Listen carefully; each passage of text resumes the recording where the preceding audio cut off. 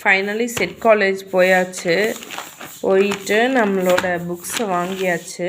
அசைன்மெண்ட்டுக்கு வந்து 250 பே பண்ணிவிட்டு அசைன்மெண்ட் நோட்லாம் வாங்கியிருக்கோம். சரி வாங்க அன்பாக்ஸ் பண்ணலாம். ஒரு புக்கு மட்டும் வரல. என்னென்ன புக்ஸ் இருக்குதுன்னு பார்ப்போம். இதை விடிய விடிய உட்காந்து படிப்பேன் நான். ஏன்னா எனக்கு ரொம்ப பிடிக்கும், படிக்கிறதுனா எனக்கு ரொம்ப பிடிக்கும். ஈரோடில் இருக்கவங்க செட் காலேஜில் டிஸ்டன்ஸ் எஜுகேஷனுக்கு ட்ரை பண்ணுங்கள். ரொம்ப நல்ல ரெஸ்பான்ஸ் கிடைக்கும். ஓகே, நெக்ஸ்ட்டு பட் என்ன இதில் ட்ராபேக் அப்படின்னா, இந்த செட் காலேஜ் இருக்குது இல்லையா, இதில் நம்ம படித்தோன்னா பிளேஸ்மெண்ட் கிடையாது, நம்ம தான் போய் தேடிக்கணும் வேலை. ஓகே வாங்க. ஃபஸ்ட்டு வந்து ரிசர்ச் மெத்தட்ஸ் இருக்குது. நெக்ஸ்ட்டு பிஸ்னஸ் என்வாயன்மெண்ட் இருக்குது. நெக்ஸ்ட்டு பிஸ்னஸ் லாஸ் இருக்குது. ஹியூமன் ரிசோர்ஸ் மேனேஜ்மெண்ட் இருக்குது. ஃபஸ்ட்டு இதுக்கு தான் நான் படிக்கிறேன், ஹெச்ஆருக்கு தான் படிக்கிறேன். என்ன மாதிரி டாபிக்ஸ் இருக்குதுன்னு பார்க்கலாம் வாங்க. இதில் வேறு ஹைலைட்னர் வச்சு மார்க் பண்ணி ஒவ்வொரு ஆன்சராக படிக்கணும், விடிஞ்சிரும். மேலே இல்லைன்னா ஜூனில் எக்ஸாம் வரும்னு சொல்லியிருக்காங்க. நம்ம லெத்தாஜிக்காக விட முடியாது, படிக்கணும்.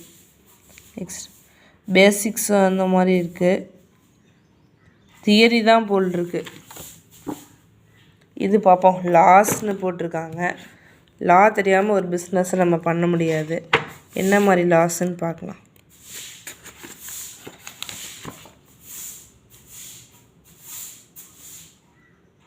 ஆண்டவா என்னன்னே தெரியலையே. சரி, ஈஸியாக இருக்கும் நமக்கு. Business environment